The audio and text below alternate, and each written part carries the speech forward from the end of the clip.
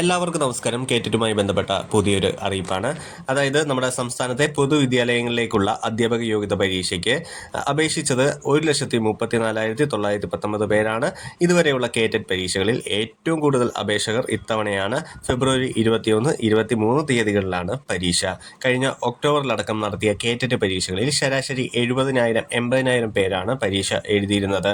സർവീസിലുള്ളവരുടെ സ്ഥാനക്കയറ്റത്തിനടക്കം കേറ്ററ്റ് നിർബന്ധമാക്കിയ supreme കോടതി വിധിയുടെ അടിസ്ഥാനത്തിലാണ് അപേക്ഷകരുടെ എണ്ണം കുത്തനെ ഉയർന്നത്.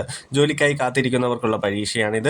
നിലവിൽ സർവീസിലുള്ള അധ്യാപകർക്കായും കേറ്ററ്റ് പരീക്ഷ നടത്താൻ സർക്കാർ തീരുമാനിച്ചിട്ടുണ്ടെങ്കിലും അതിന് അപേക്ഷ ക്ഷണിച്ചിട്ടില്ല. ഫെബ്രുവരിയിലോ അല്ലെങ്കിൽ മാർച്ചിൽ പൊതുപരീക്ഷയ്ക്ക് ശേഷമോ ആ പരീക്ഷ നടത്താനാണ് ആലോചിക്കുന്നതെന്നും അതനുസരിച്ച് അപേക്ഷ ക്ഷണിക്കുമെന്നും പരീക്ഷാ ഭവൻ സെക്രട്ടറി എസ് സന്തോഷ് കുമാർ അറിയിച്ചു. സർവീസിലുള്ളവർക്കായി ഇതുവരെ 2 കേറ്ററ്റ് പരീക്ഷകളാണ് നടന്നത്.